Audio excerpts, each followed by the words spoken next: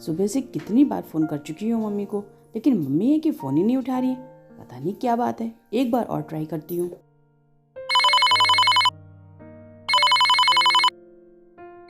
Hello hello. हाँ दीदी। क्या भाभी, मम्मी हैं कहाँ? सुबह से कितनी बार उनको फ़ोन कर चुकी हूँ और आपको भी फ़ोन किया, दोनों लोग फ़ोन ही नहीं उठा रहे हो। आखिर बात क्या है? सब ठीक तो है ना घर पे? अरे दीदी वो बहू जरा इधर तो आना। आई माँ जी। दीदी रुकिए, मैं आपसे थोड़ी देर बाद बात करती हूँ। अरे लेकिन सुनो तो। क्या यानी क्या चल रहा है घर में?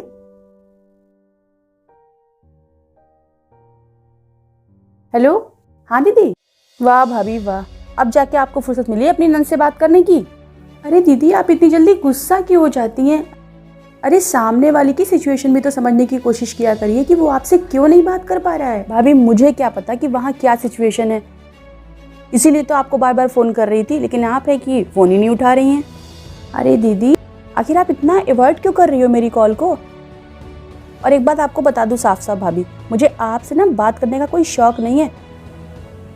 वो तो मेरी मम्मी फ़ोन उठा नहीं रही हैं, तो मुझे मजबूरी में आपको कॉल करना पड़ रहा है, वरना मैं आपको कभी फ़ोन करने ही नहीं वाली। अरे दीदी आपकी ही माँ की तबीयत खराब थी, सुबह से उन्हीं में तो लगी हुई हूँ मैं, इसीलिए तो आपकी कॉल नहीं उठा पा रही थी।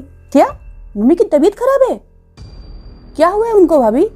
अरे दीदी ऐसी कोई घबराने वाली बात नहीं है, मुझे लग रहा है कि मम्मी को शायद ठंड लग गई है। सुबह से 2 उल्टियाँ हो चुकी हैं उन्हें और पेट में भी हल्का हल्का दर्द बता रही हैं। अरे भाभी तो उन्हें जाकर तुरंत डॉक्टर को दिखाइए ना, ऐसे घर में क्यों बैठी हुई हैं आप उनको लेकर? हाँ दीदी आपके भैया ने डॉक्टर का नंबर ले लिया है। 10 बजे से डॉक्टर साहब बैठते हैं और अभी तो 8:30 ही बज रहा है। जब उनका टाइम होगा तो हम जाके उनको दिखा देंगे। अच्छा ठीक है भाभी, मम्मी जग जाए तो मुझसे बात करवा दीजिएगा प्लीज। ठीक है दीदी।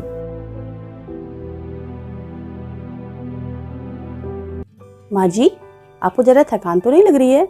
माँ जी आपके पास दलिया रखी हुई है ना, उसको जल्दी से खा लीजिए, फिर आपको दवा भी तो खानी है।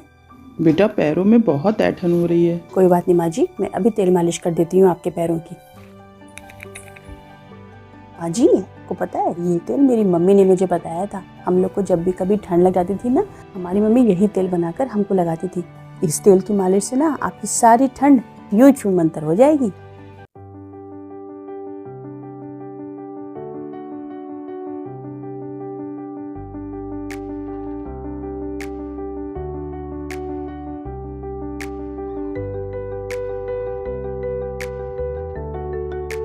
अरे बहू सुबह से तू मेरा पैर दबा रही है, अब मुझे आराम हो गया है। जा तू भी थोड़ी देर आराम कर ले, कल से लगी है तू मेरी सेवा में। क्या मैं देख नहीं रही हूँ? जा बेटा थोड़ी देर तू भी आराम कर ले। ठीक है माँ जी, अब मैं जा रही हूँ थोड़ी देर आराम करने, अगर आपको कोई भी ज़रूरत लगे तो मुझे कॉल कर लीजिएगा। ठीक है माँ जी।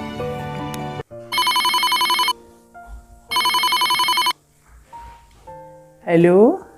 Hello mummy. हाँ पारुल, कैसी तबीयत है आपकी? अरे अब तो काफी आराम लग रहा है बेटा।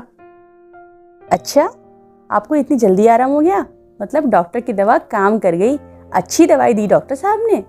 अरे बेटा डॉक्टर साहब दवाई तो वैसे भी बहुत अच्छी देते हैं, दवा के साथ साथ बेटा कल से तेरी भाभी ने मेरी इतनी सेवा की है ना कि मैं अब क्या क्या बताऊं तुझे। कभी मेरे पेट की मालिश कर रही है, तो कभी सर की मालिश कर रही है, तो कभी मेरे कपड़े बदलवा रही है। मेरा तो कुछ भी खाने का मन नहीं करा था बेटा, लेकिन ज़बरदस्ती करके कभी साबूदाना, तो कभी दलिया, तो कभी मूंग की खिचड़ी। बेटा कमजोरी की वजह से पैरों में इतना दर्द और ऐंठन थी ना कि लेटने पर भी आराम नहीं मिल रहा था पैरों में। घंटों घंटों तेरी भाभी मेरा पैर दबाती रही। बेटा मुझे तो पता ही नहीं चलता था कि मैं कब सो रही हूँ कब जग रही हूँ। जब देखूं तो तेरी भाभी मेरा पैर ही दबाती मिले मुझे। सब काम छोड़ के पूरा दिन मेरी सेवा में लगी रही बेचारी, 1 मिनट के लिए आराम भी नहीं किया उसने। बेटा आज के ज़माने में इतनी अच्छी बहू मिलना तो सौभाग्य की बात होती है, क्योंकि बेटा अब इस उम्र में दवा से ज़्यादा अपने बच्चों की सेवा, उनका प्यार, उनका अपनापन हम बुजुर्गों को स्वस्थ रखता है बेटा। हम तन से ज़्यादा मन से बीमार होते हैं इस उम्र में। अगर हमारे बच्चे, हमारा परिवार हमारा ध्यान नहीं देता ना, तो हम धीरे धीरे डिप्रेशन में चले जाते हैं। हमारी ज़िंदगी से रुचि ही खत्म हो जाती है। लेकिन अगर बच्चे हमारा ध्यान देते हैं, हमें अहमियत देते हैं, तो हम एक बार फिर से जी उठते हैं बेटा। बेटा, हम बुजुर्गों के लिए बीमारी में दवा से ज़्यादा अपने बच्चों का इस तरह से ध्यान रखना काम आता है। सच में बेटा, मैं तो धन्य हो गई ऐसी बहू पाकर, वो भी आज के ज़माने में। चल अभी रखती हूँ बेटा, ज़्यादा बोलती हूँ तो ना सांस फूलने लगती है। बेटा मेरी एक बात हमेशा याद रखना, तू भी अपने सास ससुर की खूब सेवा करना जब भी वो गांव से तेरे पास रहने आए बेटा, क्योंकि माता पिता का दूसरा नाम सास ससुर ही है, जिनकी सेवा से हमें वही पुण्य मिलता है जो माता पिता की सेवा से मिलता है, क्योंकि वो तेरे पति के माता पिता हैं। और पति से बड़ा कोई स्थान है पत्नी के लिए। इसलिए बेटा अपने सास ससुर की खूब तन मन से सेवा करना। ठीक है माँ, अपना ध्यान रखना। जल्दी आती हूँ आपसे मिलने। ठीक है बेटा। लेकिन माँ, मैंने तो अपने सास ससुर को अपने घर से निकल जाने को कहा। मुझसे इतनी बड़ी गलती कैसे हो गई भगवान? हे भगवान, मुझसे इतना बड़ा पाप कैसे हो गया? अब मैं क्या करूं? एक काम करती हूं, इनको फ़ोन करती हूं कि मेरे साथ गांव चलिए और मम्मी पापा को यहाँ ले आइए। मैं उनके पैर पकड़ लूँगी और उन्हें अपने साथ अपने घर ले आऊँगी। हेलो। हाँ बोलो। क्या आज शाम को आप जल्दी आ सकते हैं ऑफिस से? जल्दी आना है, लेकिन क्यों? मम्मी पापा के पास चलना है और उन्हें अपने साथ अपने घर लेकर के आना है।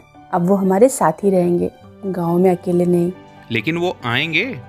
मुझे अपनी गलती का एहसास हो गया है। आप चिंता मत करिए, मैं उनसे माफ़ी मांग लूँगी। माँ बाप हमेशा अपने बच्चों को माफ़ कर देते हैं। चलो, अगर तुम्हें अपनी गलती का एहसास है तो चलो गांव चलते हैं और पापा मम्मी को यहीं ले आते हैं।